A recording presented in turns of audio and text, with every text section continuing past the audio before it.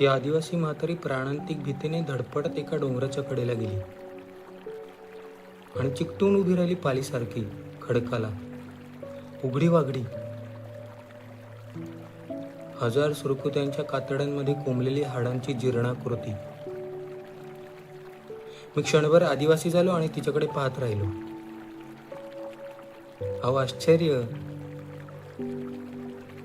तिच्या थानाच्या एका गाठोळीवरून लोंबकळत होतं आमचं पार्लमेंट आणि दुसऱ्या गाठोळीवरून लोंबकळत होतं आमचं साहित्य संमेलन. विरोधाभास आहे नाही?